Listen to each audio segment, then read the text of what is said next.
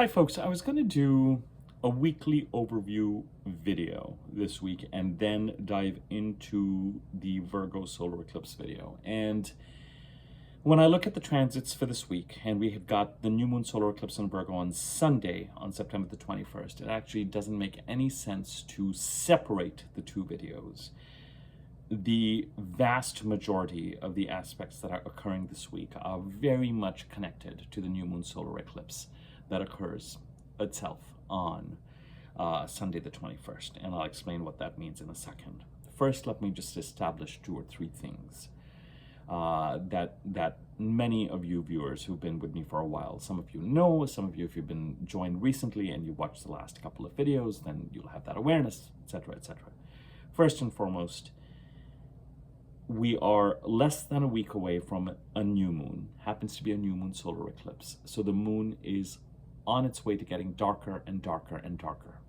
And certainly by the time we get to Friday, Saturday, expect typical things to occur when the moon is dark. Feelings of kind of feeling low, sleepy, needing rest, releasing, depression, hopelessness even sometimes. And then of course the new moon happens, and shortly thereafter that energy returns. So as the week goes on, being productive and active is going to become more and more of a challenge. Now, what we've got on our plates and what we're juggling and what we have to do and how we have to go about doing it, all of that, is unfortunately sort of the world does not operate by looking at the phases of the moon when people and companies and departments and teams are handing out to-do lists. But when it comes to our own energy and our own sense of the vim and vigor that we need to get things done, that is going to start to be depleted. The last month that started on August, forgive me, the 22nd, the new moon, last new moon in Virgo, August the 22nd, that month is coming to an end by September the 21st. And so especially September 19th and 20th, expect the dark of the moon feelings this week. Lowness, needing to nap, needing to sleep, rest. Just as full moons can mean that sleep cycles are disturbed and it's hard to be asleep or sleep is light, as we get to the new moon and the dark of the moon, hopefully for many of us, sleep is more available and rest is more available. Certainly our bodies will likely need and demand that we release the past month's cycle. We're coming to the close of a month, and by a month I mean the 28-day period that is created by a new moon, and that month is coming to a close as this week progresses. Number two, we had a new moon in Virgo on August the 22nd, followed by a full moon lunar eclipse on September the 3rd. Oh my God, my dates. We had a new moon in Virgo on August the 22nd, followed by a full moon lunar eclipse in Virgo on September the 7th. And we're headed to a new moon solar eclipse, a south node new moon solar eclipse in Virgo on September the 21st. I am now going to summarize something that I have been saying in my past few videos. I'm not going to repeat all the details in my past few videos. And I will just say, if you want context, if you have not been watching my videos, this is the first or second of my videos you're coming across and you're like, I feel like I need more context on what is being said and some of this stuff, you can just, kind of go back to my last free video and the last free video and the last free video, and you can get context until you get some. I'm not trying to do this to drive you to videos as much as I'm just saying I'm not going to repeat everything related to things that I've said before in this video as well, because that will be frustrating. Okay. A new moon in Virgo on August the 22nd. Another new moon in Virgo on September the 21st that happens to be a south node solar eclipse. A normal, regular new moon, like the one we had on August the 22nd, creates a 28-day month where the universe can drop you subtle but unmistakable opportunities, and you can take action, plant seeds, to bring the house where the new moon is occurring, the house occupied by the sign of Virgo in your birth chart, into alignment with what you want to create and what you value. When the sun goes over any part of the chart, that part of the chart, that house is spotlit. And we are doing an annual review, an annual assessment of what is working, what is not working, what needs to be addressed, what needs to be taken care of. And when the moon meets up with the sun during that period, a new moon is created. Typically, we have one new moon in every sign. But because new moons occur every 28 degrees and a sign and a house is typically 30 degrees, every now and then we will end up having 2 new moons or 2 full moons. And I use the whole sign house system. You're welcome to use whatever you like, but that's what I use. The Western Tropical chart, the Western Tropical Zodiac, and the whole sign WHOLE house system. New moon on August the 22nd, whichever house is occupied by Virgo, 28-day period, which ends as we head towards September the 21st, of taking steps and availing of opportunities to bring the house occupied by Virgo in your chart into alignment. On September 21st, we have a new moon as well as a south node solar eclipse. The new moon part of that solar eclipse extends another 28-day period when steps can continue to be taken to bring the Virgo part of your chart into alignment. As I have been saying to you in the past few videos, the August 22nd new moon seems very focused on building the new, introducing the new, transitioning to the new, because the south node solar eclipse, or south node eclipses in general, are about releasing the old or the outmoded or something that is done. With the south node, as I've said, it could be something that is a source of security. It is something that could even be a source of abundance. And you don't need to rush releasing anything, because the Virgo Pisces eclipse cycle began in the middle of July of 2024 and continues all the way to February 27. Indeed, on March the 3rd of 26 and in February 27, we have lunar eclipses, south node lunar eclipses in Virgo. So it could be that whatever it is that is being released, an old way of being, operating, acting, sometimes something physical, a job or relationship in the Virgo part of your chart, is looking to be released by February 2027 as you lean into and develop whatever it is that you need to in the Pisces part of your chart between the middle of July of 24 to February 27. Now, when you have during an eclipse period, again, I know that this is something I've said to you before, but it just needs to be repeated because this is a video about the Virgo solar eclipse. When you have a new moon solar eclipse in a sign, followed 6 months later by a full moon lunar eclipse in the same sign, often what needs to happen in that eclipse cycle with regard to what you're leaning into and what you're releasing, the bulk of the eclipse activity happens between that period. So whatever it is that there may be significant developments related to releasing an old way of being that may be a source of stability and abundance, but you may recognize it as having an expiry date, and it may not carry, it may be something you can rely on currently, but you may instinctively know that you may not be able to rely on in the future, or it is a way of operating that feels very developed to you, that you can rely on relatively easily to kind of live in that space and to experience certain stability. But like all security blankets, at some point,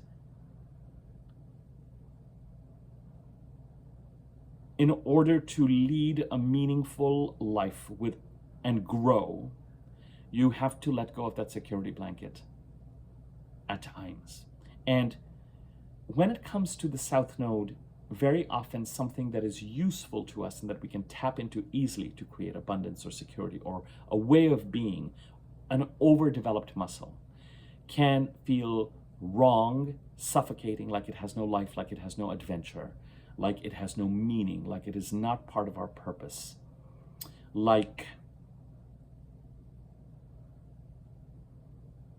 and also because we can so easily exist in that space, it can feel every time we're done with it, even though it can be a source of abundance and security, we can feel like, more hours of my life gone into something that I feel no passion for.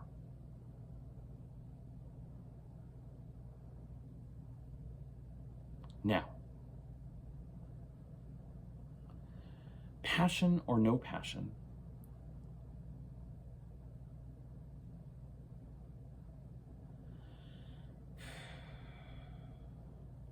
something change and transition when it comes to the nodes and eclipses requires a very present and grounded approach. At some point, eclipsy events can occur. Sudden, seismic shifts, tectonic shifts, an event, getting laid off. Someone announces that they need to leave. A move. Something new comes in that forces you to adjust and start the process of releasing the old. Those things can happen. Eclipses disrupt our inertia and help us to create desired change. Sometimes the change may not feel desired, but change is the only constant in our lives. So issues related to mortality, people transitioning,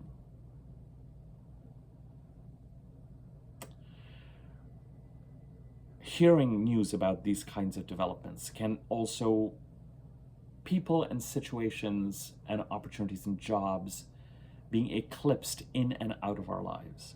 There can be developments around that area. But I would recommend that it is important for us to carry some sort of awareness of what we are moving towards and what it is that we are leaning towards and what we need to develop and where a certain amount of passion and adventure, where it feels right to lean into, symbolized by the Pisces, house occupied by Pisces in your chart.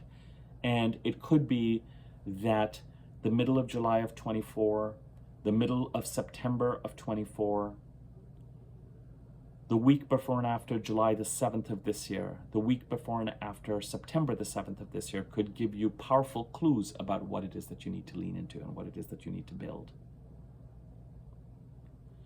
And the week before and after January 13th, March 13th of this year, September 21st, November 21st of this year, January 3rd and March the 3rd of next year could give you powerful clues and developments related to what it is that you need to release.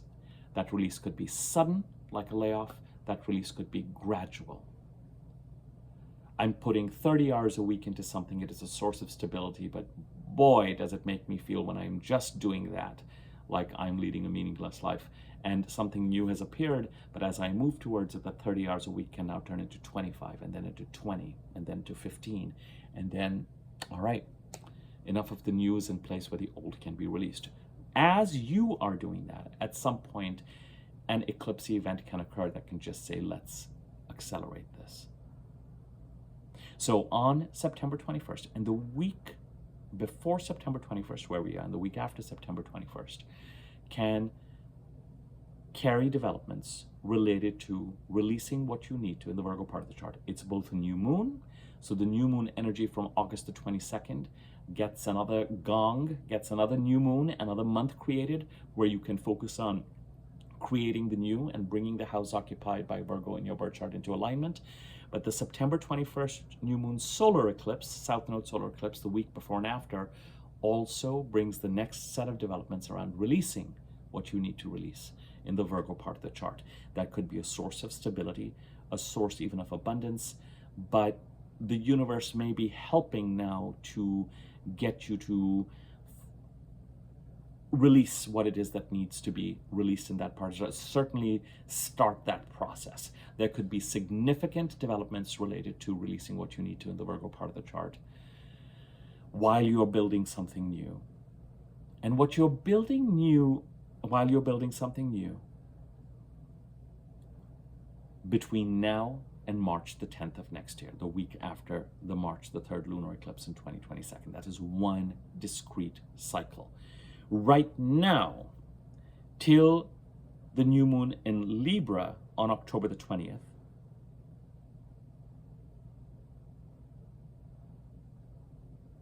there is scope to build something new in the Virgo part of the chart. And what is lovely is that on the 19th, Venus enters Virgo, and she's going to be in Virgo till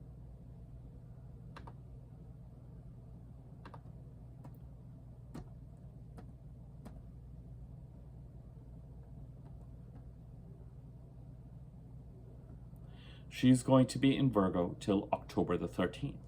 So she will bring blessings, opportunities, further developments to help create the new.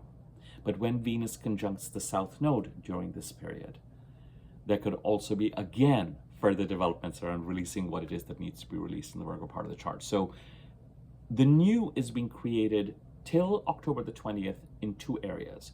The Virgo part of the chart is part of a normal new moon cycle, but also because September is a month of eclipses and the North Node is transiting the Pisces part of the chart, you're leaning into, with the eclipses and with the nodes, you are leaning into the house occupied by the Pisces part of the chart and releasing the Virgo part of the chart.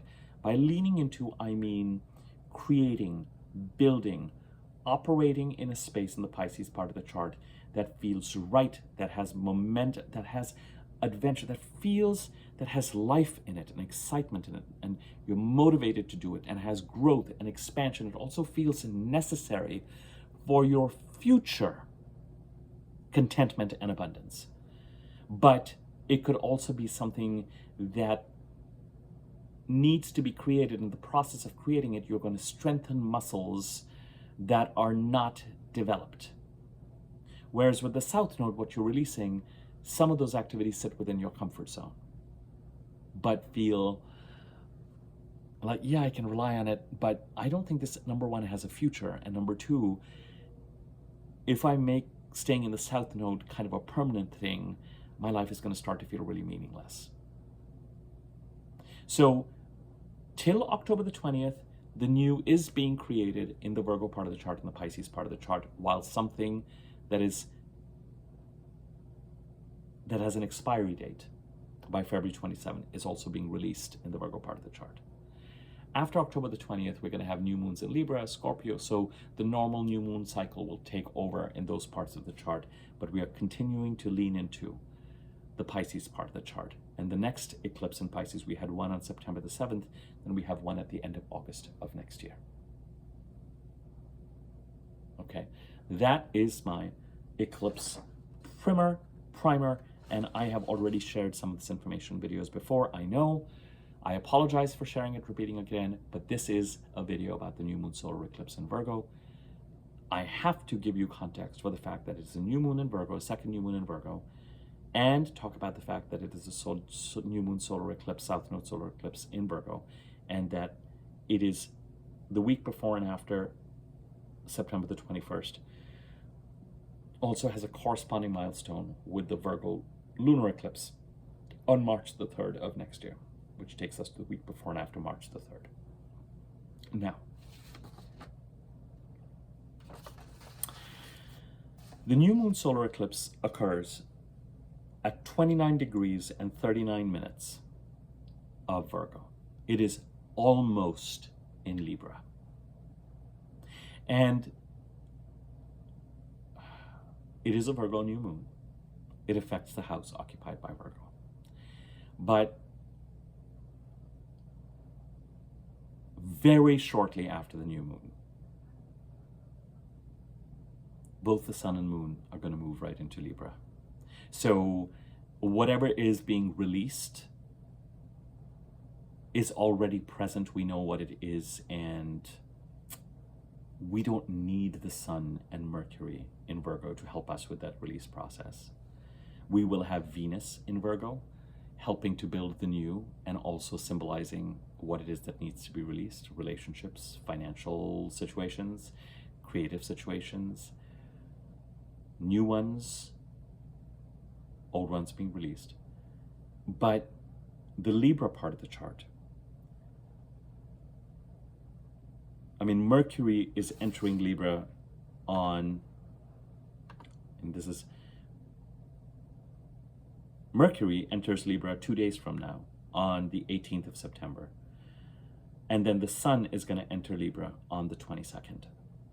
So, and Mars is currently in Libra. So Mars is transit. Both the sun and Mercury entering the Libra part of the chart are going to build on Mars having been in Libra from August the 6th to September the 22nd. Mars leaves Libra for Scorpio, and the sun enters Libra from Virgo, with Mercury already there. Mercury is separating from the sun. Mercury and the sun just conjuncted this last Sunday. So we are going to feel, and this is important even with this new moon, whatever the connection is. And for some of you, there's a connection between the Virgo and the Libra parts of this chart right now. Certain houses are connected to each other. The houses, especially consecutive, the first and second houses. The first house stands for you. The second house stands for your experience of being financially and emotionally independent. The second house stands for your income. The third house can include the teams and colleagues that you're part of on a day-to-day basis, your day-to-day community. The third house can include your neighborhood. The fourth house can include residence, home, land, real estate.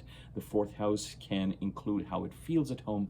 The fifth house can be children. The fifth house can be what you love to do. The sixth house can be job, health, self-care. The sixth house can be job. The seventh house can be employer. The seventh house can be marriage partner. The eighth house can be the experience of being financially and emotionally codependent with someone. The break between the eighth and the ninth house is a little bit cleaner and clearer. The ninth house is your goals. The 10th house is your career and calling. The 10th house is your career calling. The 11th house is the most public part of the chart: friends, network, social circles.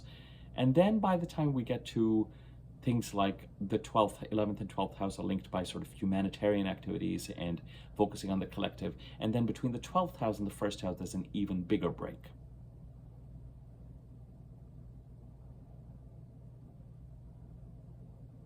So some element of this new moon is going to, the Virgo part of the chart is going to be very, very clear, but you're also going to feel the energetic shift as we enter with the sun entering Libra. Now, we don't get a new moon in Libra all the way till actually October the 21st.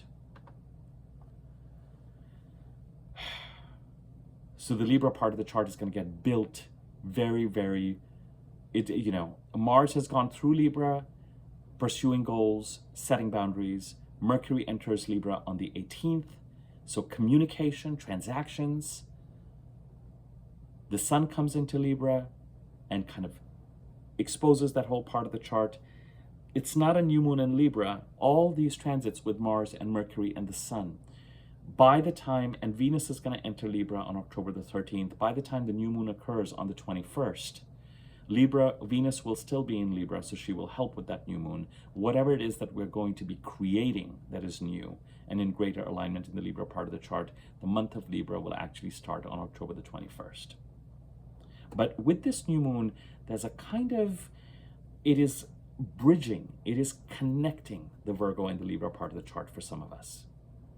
What is being released? What new directions are we moving towards? And in some cases, the Libra part of the chart may be part of this transition as well. Part of the reason why I'm saying that and emphasizing that is that the new moon solar eclipse opposes Neptune and trines Uranus and Pluto. But on the way to the new moon solar eclipse occurring, on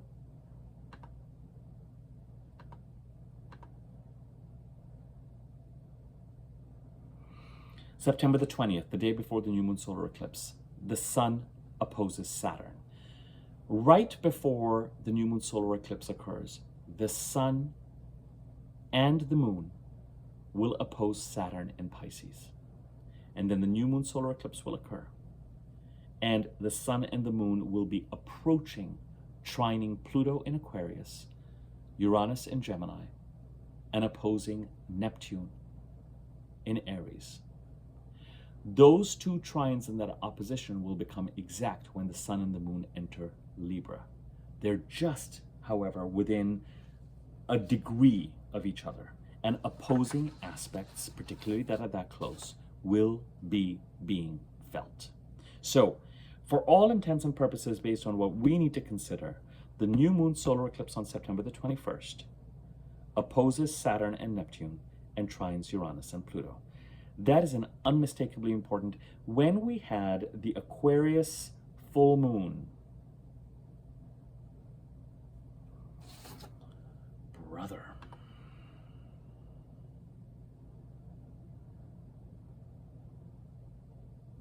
on August the 9th, unless I'm mistaken, and I don't think I am, that was around the time that Mars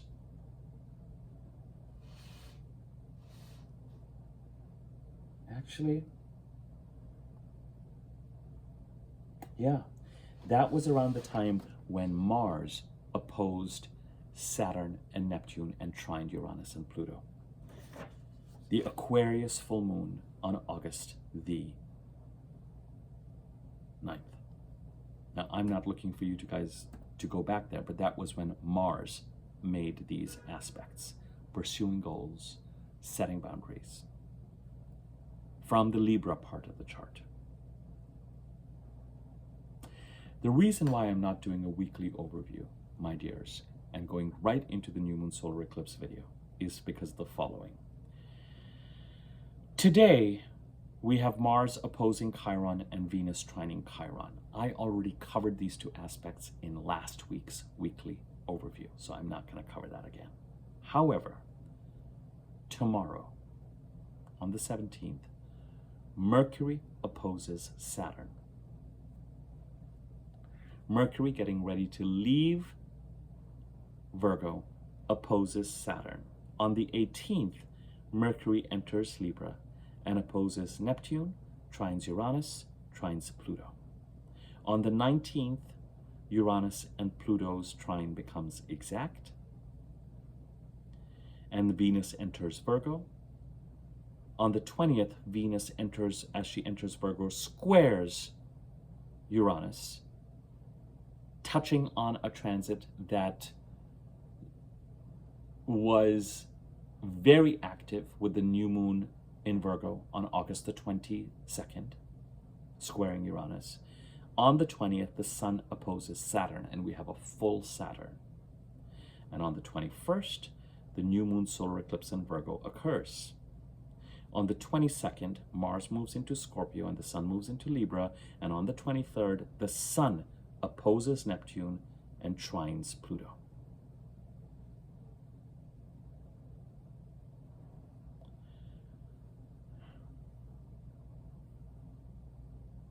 The reason why I am not demarcating a weekly over this view this week with the new moon solar eclipse video is that the bulk of the aspects that are being made this week have to do with Mercury making the same aspects that Mars did around August the 9th, and that the sun and the moon are going to make as part of this new moon solar eclipse, opposing Saturn, opposing Neptune, trining Uranus, trining Pluto.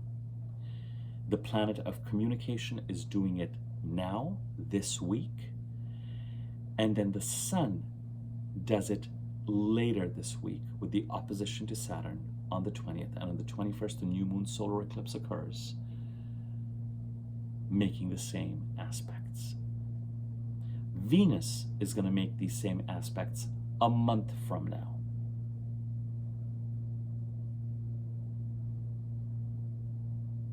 What are these aspects? Uranus in the Gemini part of the chart, the house occupied by Gemini in your chart, starting an 8-year journey to get you to operate authentically with your full individuality in the house occupied by Gemini in your chart. Who are you really? Who are the right people for you? What are the right situations for you? What is the right path for you? And what are the right breadcrumbs for you? The path may not be conventional, but they will be specific to you, your individuality. And by trining Pluto in Aquarius, Pluto is beginning a process of transforming the Aquarius part of the chart, the house occupied by Aquarius in your chart, all the way to 2042. And right now, Pluto's focus, as relevant, is on dissolving and releasing and removing old attachments, whether they are from you or from others, or contracts that are in the way of that transformation. Uranus trining Pluto, and Uranus will be trining Pluto in 26 and in 27. It's a powerful, enhancing the right direction for you, the right people for you in the Gemini part of the chart. Somehow are a gateway to you aligning with the right transformation for you in the Aquarius part of the chart. And from the Libra part of the chart, Mars, the planet of pursuing goals and setting boundaries, on August the 9th or around there. Mercury, this week, the planet of communication and transactions and articulation. The Sun with his solar awareness and connection to source. And then the new moon on September the 21st, creating a month of taking action.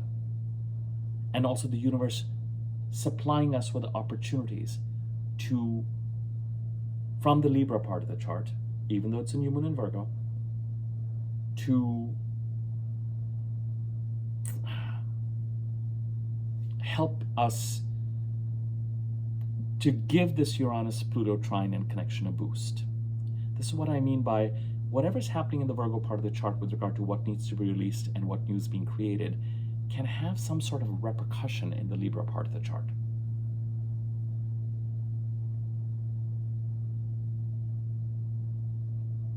The Sun and Mercury met up with each other on Sunday. And in my last 2 videos, I pointed out to you that we are now, at this point in time, emerging from a place where it's like looking at a compass and the needle in the compass is just going round and round, where we may not have had a clear sense of direction, a clear sense of this might be coming up, or that might be coming up. I can feel the eclipses. I know things are happening. I know things are shifting, but I don't know what we're moving towards. I would hazard to guess that after Sunday, as we have come into this week, as Mercury has gotten his missive, his orders from the Sun with regard to what changes need to occur, as this week has started, even Monday and Tuesday, and this is only going to get clearer and clearer and clearer as Mercury clears the light of the Sun, becomes less and less combust. Certain communications have started up that give you a sense of, oh, these could be things that are related to the future. Here's an opportunity. Here's a direction. Here's a further development. Things that, it's not the final outcome. I think for a lot of people, the final outcome will start to be created after the new moon solar eclipse on the 21st. And we'll be like, all right, that's the flight I'm boarding. That's the consequences of the September eclipses. That is what's going to lead me to release what I need to in the Virgo part of the chart and build something new in the Virgo part of the chart and move into the Pisces, move towards the Pisces part of the chart. But this week we can feel, rather than last week where it was just like, I don't know what is going on, but I can feel things shifting. I wouldn't be surprised if this week already things are starting to drop into emails and boxes. And in fact, I would say that a lot of what may occur in terms of where it is that the eclipses are taking place this week in the entire month of September might actually be the most important with regard to what it is that you need to show up to. What seeds do you need to plant? What opportunities do you need to avail of? As you go from not knowing to, okay, well, at least I have certain things to respond to.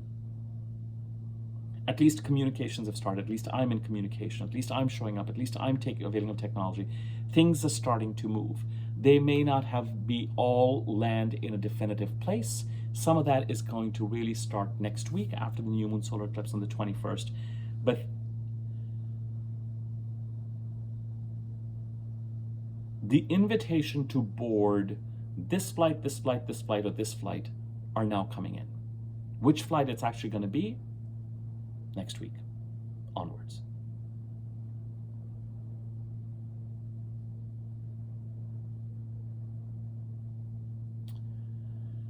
So the final outcome is unclear, but at least what we may need to, and whatever it is that we need to move to, some of the invitations and some of what is coming out may have a kind of Mercury and the Sun have just separated. This is getting canceled, and we need you to show up to this, and can you take a look at this? And this is, Mercury is born again by burning off an old pattern with the Sun and going into a conference room with the Sun in the South Node and getting his marching orders. And now the winged messenger can start to operate in such a way so that we can actually see what is on his heels. Saturn and Neptune are now in different houses. Saturn is in Pisces and Neptune is in Aries.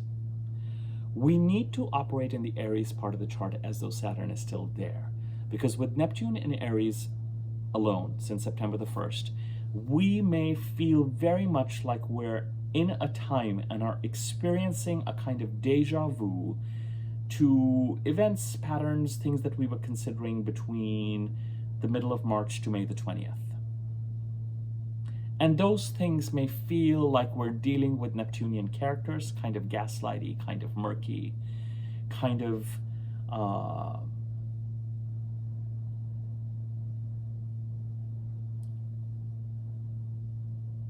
power play, holding their cards close to their chest. Gaslighty, as I said. Not clear. Or there could be opportunities where we were underselling ourselves. We were in rooms where we may have wanted to be there, and sometimes it can feel really good to be in rooms where you know more or you have more experience than others, but then that lack of experience can really become frustrating because we're trying to grow. Saturn coming into Aries from May the 20th to September the 1st said, no, enough of this. Take yourself more seriously. Hold yourself accountable for what you're creating in the Aries part of the chart. Saturn has now come back into Pisces. And I'll talk about that in a second. But Neptune is still in Aries, so you're going to need to kind of watch for. Now, if you are in the Aries part of the chart trying to create something Neptunian, spiritual, monastic. Sorry, I needed to pause the video for a while.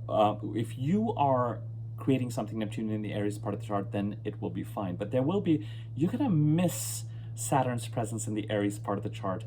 The Aries part of the chart was also moving us towards creating something new. And with Saturn moving into Pisces, we have kind of put our attention now, while there's plenty of new and old being released, new being created energy in the chart, Saturn coming into the Pisces is saying, whatever mess Neptune created in the Pisces part of the chart since 2012 that may have led to a crisis in 2016-17, kind of increasing from 14-15, needs to be significant developments may have been made through April of this year. From March 2023 is when Saturn came into Pisces. Significant developments may have been made to stabilize the Pisces part of the chart, take accountability, set boundaries, clean things up by April. But between September 1st to the middle of February, there is increased urgency to finish this up so that the energy leaks in the house occupied by Pisces in the chart.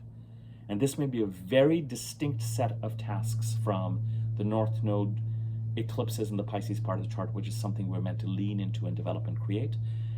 With Saturn back in Pisces from September the 1st to the middle of February, and Neptune on its way back to the Pisces part of the chart from November through the middle of February, there's going to be greater need to become really disciplined with cleaning things up and managing energy leaks and crises, setting boundaries towards ourselves, being accountable in the Pisces part of the chart. And the fact that Mercury opposes Saturn tomorrow, we may be very aware of what we are trying to build in the Virgo part of the chart and release in the Virgo part of the chart, and its connection to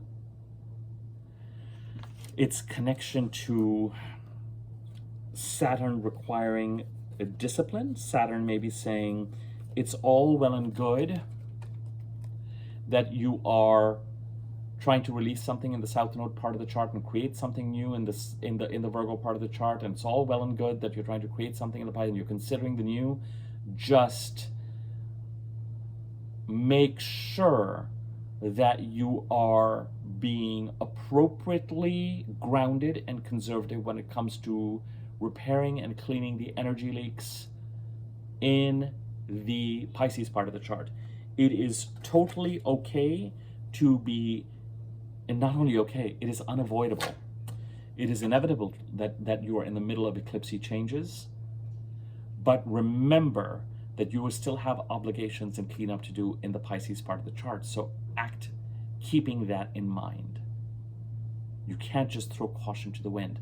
And the sun opposing Saturn means Saturn is visible in the skies, and it is a full Saturn. When the sun opposes the moon, you have a full moon. You have a full Saturn.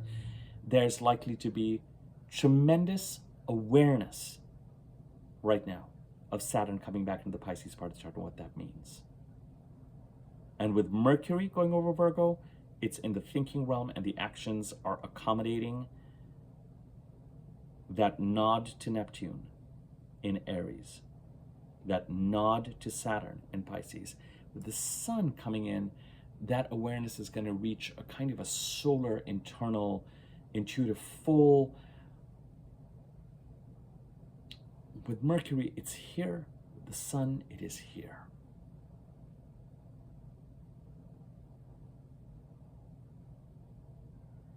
Saturn is saying, you cannot ignore me.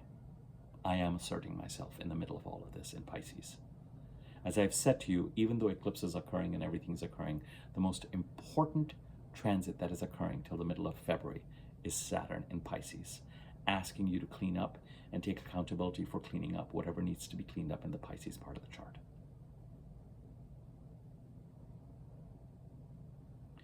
Intriguingly, Mercury opposes Saturn, and the sun and the moon oppose Saturn before the new moon solar eclipse in Virgo. It's as if the opposition occurs, we take into account the cleanup in the Saturn part of the chart, and then when the new moon occurs, starting up another 4-week period of building the new in the Virgo part of the chart and releasing something all the way to March the 3rd and even the end of February of 2027, we have to take into account that while we are creating the new and releasing what we need to in the Virgo part of the chart, we've got to do it in a way that honors Saturn's demands related to stabilizing the Pisces part of the chart. It is not a time to be reckless. And this is why I have consistently been telling you, especially with these September eclipses, you don't need to rush anything. The universe is going to be giving you all the signs and signals. And if something eclipsy happens in September, you can then pick up the pieces and figure out how to move forward. But there's a very powerful need to be grounded. I really like the fact that the new moon solar eclipse as it occurs after the oppositions to Saturn. Operate in the Aries part of the chart as if Saturn is still there, asking you to make sure you don't undersell yourself. You may be a little bit more in sway till November of Neptunian influences as you were between the middle of March to May the 20th of this year. So operate with care. And certainly from November to January especially, the need to be very Saturnian and stabilize the Pisces part of the chart is going to get even stronger. With Neptune, sometimes we can easily put up our feet and just kind of let go of responsibilities, or let go of things we need to do to keep the proverbial house clean. Oh, what does it matter? Oh, I can't. It feels overwhelming. We just want to give up and let it go and erase boundaries. And if someone wants to come and take this, they can take it. You know, I'm not.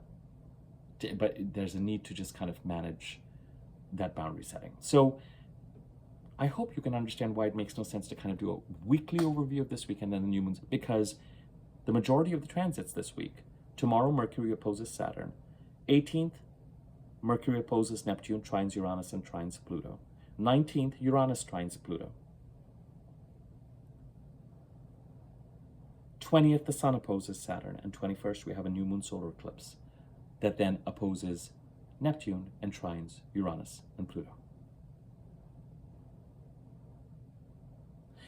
On the 20th, intriguingly, Venus, having entered Virgo, squares Uranus.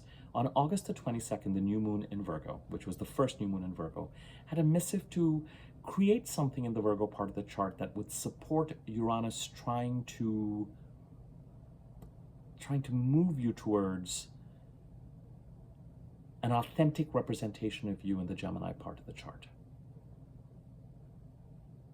If Uranus is in the 10th house or the 6th house, the right job, the right self-care. If Uranus is in the 11th house, the right community. Gemini's in these houses.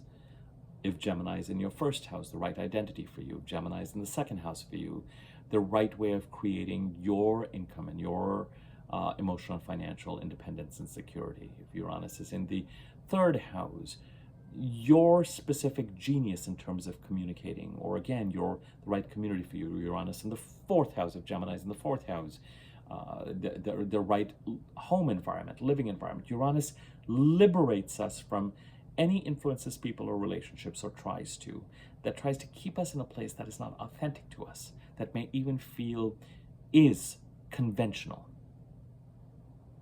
Uranus is not asking you to be unconventional for shallow rebellion's sake, but is lining you up towards your integrity with yourself and your individuality.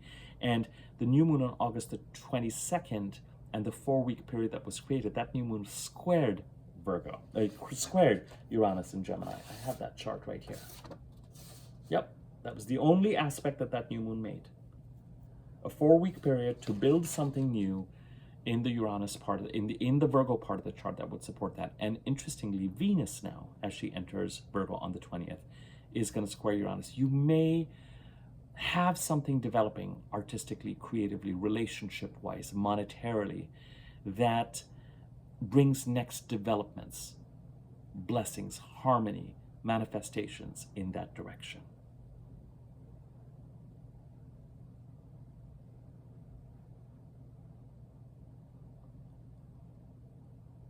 There are two other aspects that this new moon solar eclipse encodes, that is encoded into the chart. And they're both squares.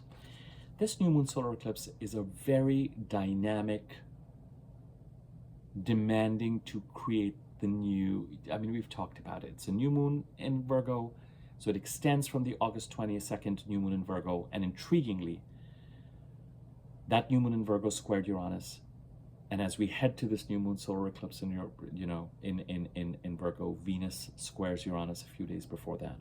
She will have cleared that square by the time the new moon occurs.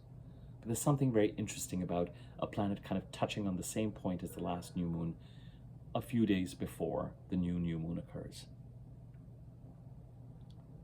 That new moon supporting the Uranus-Pluto trine. And needing to take action to support Saturn's presence in both the recent presence in the Aries part of the chart and the presence in the Pisces part of the chart till the middle of February.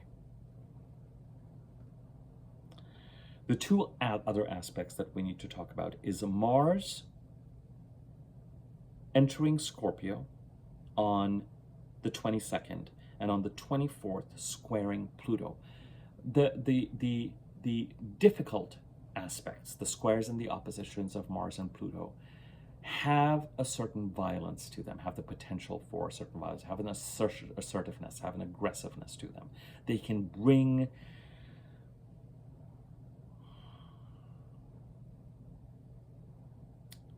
boundaries need to be set and action needs to be taken towards goals from both the Libra and the Scorpio parts of the chart to support this Plutonian transformation of the Aquarius part of the chart. And because it's a square,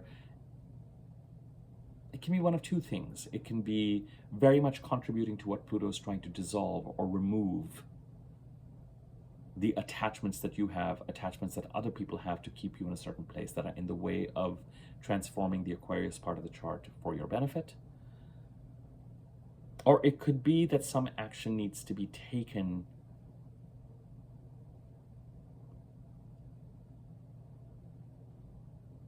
with Mars. You're pursuing goals, taking actions towards your desires, and also to protect what you value, so the setting up of boundaries. There could be some sort of conflict in the Libra. It could be conflict. It's really, with Mars, it really comes from you pursuing what is important to you. When we pursue things and take action towards our goals and protect what we value, we automatically can come into competition and can automatically come into some sort of conflict. People are not moving forward in the direction we want them to at the same timeline we want them to.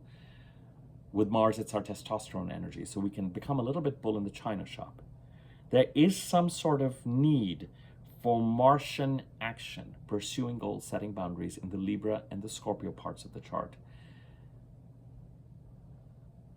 That is going to help Pluto with this transformation. And some of it may have to do with loosening ties and bonds first, so that the Plutonian transformation can actually occur. So if Pluto, for example, is in your 6th house and is trying to transform your job and your self-care, and you are in an environment that Pluto feels and you feel is not right for you, but you're having a hard time letting go of it, and there are ties and attachment, then it could be that something needs to happen to contribute to moving you out of that job within the first 3 or 4 years of Pluto's transit in Aquarius, and that would be 23, 24, 25, 26, 27, around that time. And again, it's not going to be an immediate thing. It could be that things happen at work in such a way that puts you in conflict with others or pursuing goals with others, and it's just another sign that at some point something here needs to be ended or dissolved. And then the second square is that Jupiter in Cancer squares Chiron, endings and new beginnings in the Cancer part of your chart that support you reintegrating yourself and healing yourself in the Aries part of the chart, where Neptune and Saturn, where Saturn was till very recently, between May 20th and September 1st. With Chiron, as I've said a number of times, some part of us gets separated from us, disempowered, based on some sort of traumatic event in childhood or our early teenage years. And with a Chiron transit, we're being asked to get back into our power again. So endings and new beginnings, ending a 12-13-year cycle, beginning a more aligned 12-13-year cycle in the house occupied by Cancer in the chart that Jupiter is trying to do. And Jupiter, of course, is going to go retrograde and then direct, and during that process is going to square Chiron again. So there's something about the endings and new beginnings in the Chiron part of the chart that are going to support this healing process. Things may occur that make you act in a way that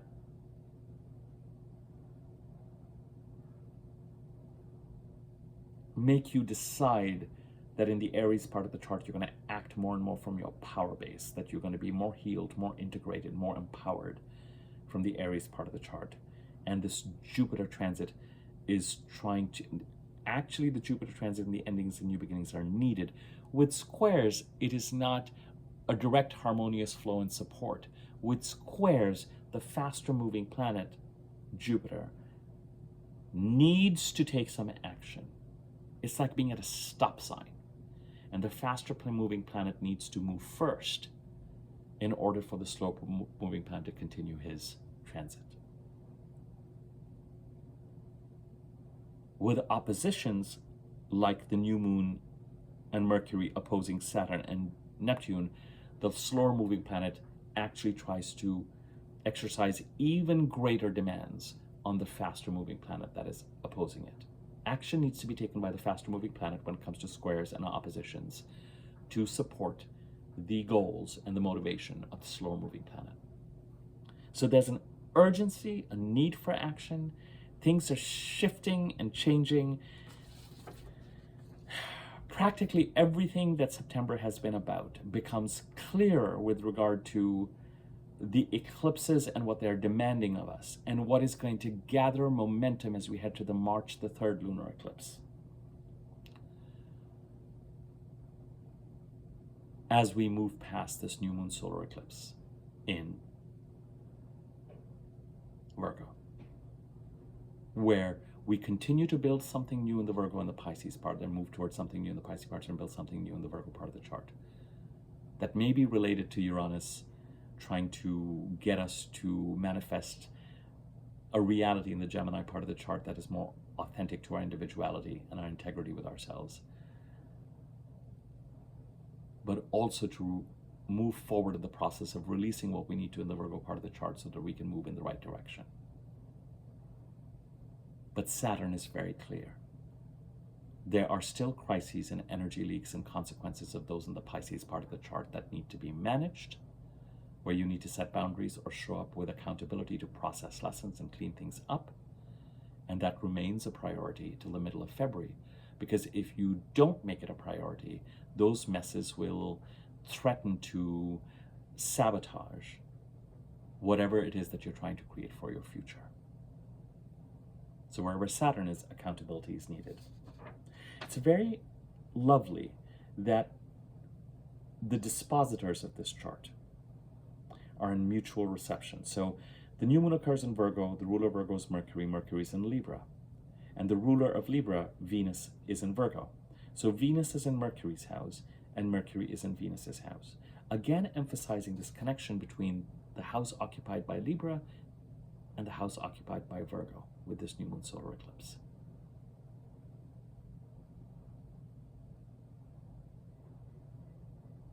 Let's do a swap. I'll move into your apartment in this place, and you move into mine. And it's kind of what Mercury and Venus have done, the planet of communication and transactions, the planets of harmony, relationships, financial opportunities, abundance, flow, self-worth, what we value. This week, Mercury opposes Saturn, Mercury opposes Neptune, Mercury trines Uranus, Mercury trines Pluto, Uranus trines Pluto, Venus squares Uranus. The Sun opposes Saturn on Saturday, the day of Saturn. And on the 21st, we have the new moon solar eclipse. This is the week when the seeds are planted for the new to be created. And then the new moon solar eclipse occurs and says, all right, I got this. So as much as you may be dealing with depleted energy because if the moon is dark, it may well be that you really feel like, oh, the eclipses are here this week and shifts are occurring. And tectonic shifts are occurring.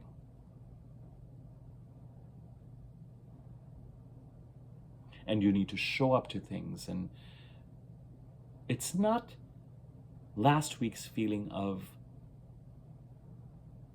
nothing is secure. because I don't know what is going on, but I can feel something is going on. Now it's like, oh, I can see what is in the air. I can see which planes I could conceivably catch, because I have tickets to all of them in my hand, and I'm going to show up to all of them to the best of my ability. But the new moon solar eclipse will make clear which plane I am boarding and what the nature of this change is going to be. And it, as I said, it's important to remain grounded through this process. And if the eclipses are going to be, let the eclipses do their work. You don't need to do the work for the eclipses by saying, I'm so sick of this thing that I feel like I need to release, and I can feel the release coming, and I'm just going to go ahead and go in there, and I'm going to resign today. And that'll just create a crisis. Now, if something happens that makes you have to go to someone and say, I've been working 35 hours, I think I need to work 25 hours, that's part of a managed change and shift that it can end up becoming pretty seismic by the time you get to March the 3rd or February of next year. Now, if you find that you're getting laid off or an office is shut down, well, that's eclipsy. But you don't need to create that. You just need to keep an eye out for what it is that you're trying to create that is new, symbolized by leaning into the Pisces part of the chart, and what it is that you're new that's created in the Virgo part of the chart, and how you're developing and blooming things in the Aries part of the chart, how you're creating something that is individual for you in the Gemini part of the chart, how you're trying to cooperate with Pluto in transforming the Aquarius part of the chart for your highest benefit.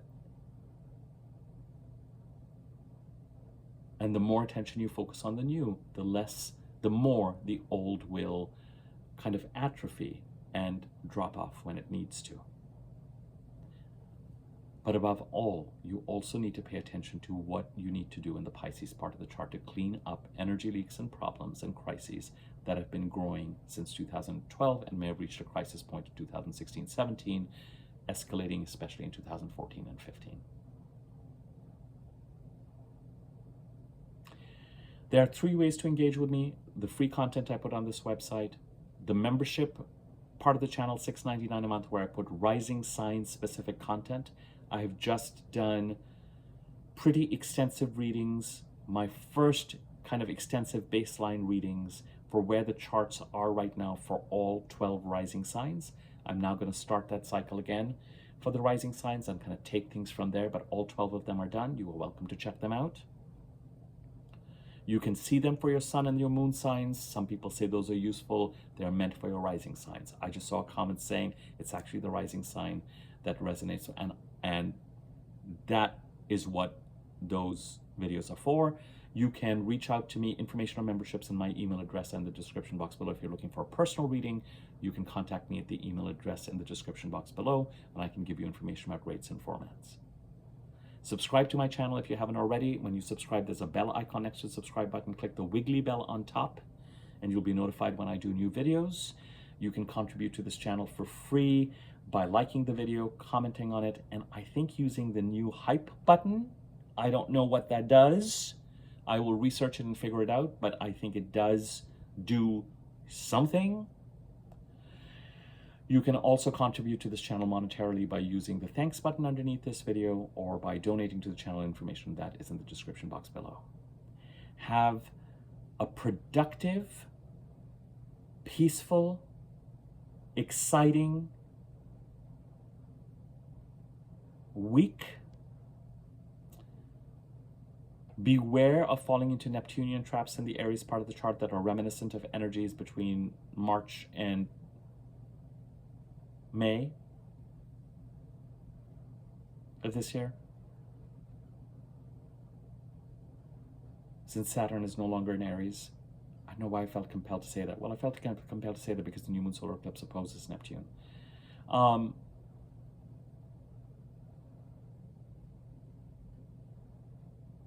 But also, even more importantly, 2 things. Focus on things you need to show up for to create the new that may not be definite. If they're the equivalent of getting tickets in your hand to 4 possible flights, show up to those possibilities to the best of your ability. That actually is going to be, in some ways, the most stressful part of things, because showing up to things, interviewing, meeting people, saying yes to an invitation in a direction that's right for you, being open to possibility requires action on our part and preparation. And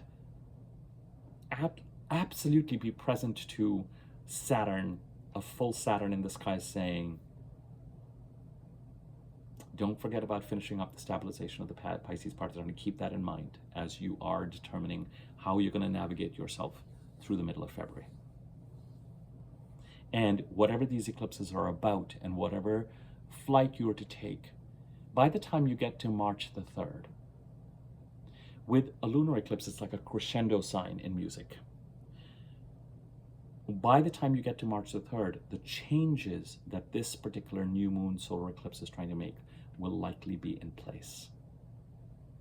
If lightning is going to strike in some sort of eclipse UA, it will likely happen before March the 3rd. It may be around Thanksgiving, week before and after November 21st, week before and after January 3rd, but it will likely be before March the 3rd. And by March the 3rd, whatever needs to be released in the Virgo part of the chart, there will be significant developments around that. But it's also a new moon to help you continue to build in the Virgo part of the chart, that building process that started with the August 22nd new moon. All right, I'm starting to repeat myself. I'm going to leave it at this. I'm going to edit my two portions of this video together because I paused it and then upload it. Take care of yourselves.